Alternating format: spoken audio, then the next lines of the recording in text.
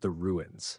Before the creature fully emerged, he had to do something, and Darius had seen the cliffside just 3 meters away. He immediately ran toward it, hoping to find a way down the mountain, but the ground there was even more fragile than he expected. When the rocky ledge collapsed beneath his feet, he couldn't react in time. His body fell off the cliff edge like a torn piece of cloth being cut away, spinning through the air before slamming onto the black stone below. A dry thump cracked inside his skull, and his consciousness went out like a light bulb being squeezed shut. He woke to a dim, pale orange glow. At first, he thought it was sunset. But no, this was the reflection cast by the sulfur-rich rocks around him, shining up onto the ceiling of a natural deep alcove. The burnt, acrid smell of his half-scorched EVA suit crept into his nose, making him cough. He blinked. His whole body felt as though it had been run over by a convoy of vehicles. When he tried to sit up, a sharp stab shot through his ribs. Something might have cracked. But he was alive. An almost absurd fact in this situation. Outside, the wind carried low, drawn-out howls, like the voice of some creature hunting in the night. Darius braced against the wall and stepped out of the alcove. What opened before him stole the breath from his lungs. A barren valley stretched downward, but at its center, hidden behind jagged, needle-like outcrops, was a structure entirely unlike anything he had ever seen on Zertal. Dome-shaped, yet its surface was not natural rock. Layered metal plates covered in red sand and the dust of ages still revealed circular technological grooves like the patterns of some enormous machine. A survey station, but not human.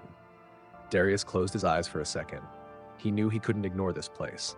Not when he was drifting across a planet full of things eager to tear him apart. He needed shelter, and he needed information. He hurried down the slope, doing everything he could to keep his balance.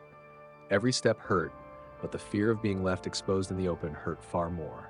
As he got closer, he realized the station's surface had been weathered by centuries, yet faint phosphorescent lights still pulsed within the grooves, signs that a power source was still alive.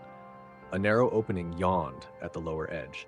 Darius had to crouch, squeezing past crusted layers of sand on both sides. Inside, the air was cooler, stiller, as if this place existed apart from Zertal. He switched on his shoulder light. The beam swept across the wall, revealing symbols unlike any writing he had ever known. They curved like biological spirals, interlaced with razor-sharp straight lines. A language both mathematical and almost artistic. The floor was caked with red dust, so thick that each step left a deep footprint. Dust accumulated perhaps hundreds, even thousands of years. Darius noticed something that made his skin crawl. Some of the footprints were not his. Larger, heavier. So deep the metal flooring underneath was slightly dented.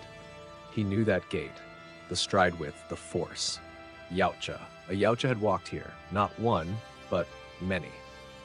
Darius swallowed, feeling as if he'd just stepped into some forbidden holy site of the hunters. But the deeper he went into the corridor, the more obvious it became that this structure wasn't built by Yautja. Walls, materials, techniques, everything was different. Only their footprints remained. They had been here. But for what? He entered the central chamber.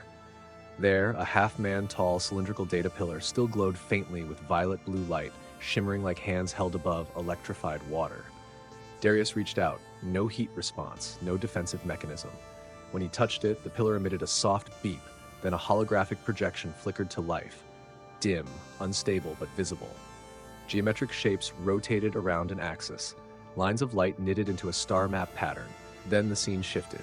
He saw a massive silhouette, clearly a Yautja, standing amid the Obrex crystal forest. Purple light glinted off its blade. Another creature, Gorvax, charged. The image skipped, jittering like a damaged archive. Next scene, a group of Yautja crossing the sand plains, but not hunting.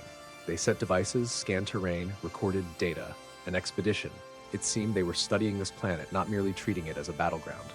The third scene froze Darius's breath. A Gorvax, but nothing like the one he had seen. This one was so massive, it could swallow a Yautja warrior in a single bite. Its entire body was covered in living crimson crystals, glowing so intensely that the whole forest became a sea of light. The archive showed a label, Gorvax Prime, a prime variant, a superior form. Darius stepped back. If such a thing still existed on the planet, then the Gorvax he had seen was merely a juvenile. The image changed to the final scene, a group of Yocha kneeling before a gateway-like structure built in the same style as the station. Violet light flowed like liquid. From the open doorway, strands of crystal-like matter dripped, forming symbols Darius couldn't decipher. Then the screen displayed a sequence that slowly converted into graph-like icons. The pillar auto-translated the code, and after a few seconds, something readable appeared. 3 short lines: hunting cycle, testing world, warrior certification. Darius stood frozen, so Zirtal was not merely a harsh natural ecosystem, not just a world the Yautja chose at random. The planet had been created or altered to become a proving ground for Yautja warriors since ancient eras. Vra'kor's battle was not an ordinary hunt. It was a rite, a trial that had existed for millennia. Then he noticed a partially locked data panel. He touched it. The screen showed the image of a crashed ship, a burn trail stretching for kilometers. It was Arc 12, his ship. But the image was recorded 3 days earlier. Impossible. The Yautja had been watching them even before they realized the planet held life. A faint sound rang behind him, metal brushing metal, soft, precise, cold, unmistakable. Darius spun around. A warped shimmer stood at the doorway, taller than him by 2 heads, motionless, watching him as if reading each beat of his heart. Vra'kor, the Yautja warrior, the one who fought the Gorvaks, the one who regarded him as a variable. And now, he stood at the entrance of an ancient survey station belonging to his ancestors. Darius tightened his cracked weapon. The barrel shook. He knew he had no chance if the hunter moved. But Vra'kor did not attack. He only stood there, his camouflage rippling like wind-stirred water. He tilted his head slightly, the exact same gesture he'd made when watching Darius across the sand plains. 2 beings, 2 species, 2 intentions, standing within the ruins of a vanished civilization. The air was thick enough to cut with a blade. The data pillar behind Darius pulsed violet. Ancient Yautja images looped, giant Gorvaks, the crystal gate, the 3 lines of the hunting cycle.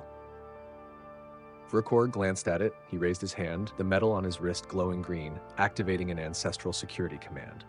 The entire station trembled. Darius staggered back, and only then did Vra'kor speak, his voice low, distorted, filtered through a frequency modulator. Not human words, but unmistakable in meaning. A warning, a choice, a message woven with threat. You see, you must not know. The violet light in the station began to fade, and Darius realized this place, this vault of the ancient builders of Sertal, was preparing to seal itself shut.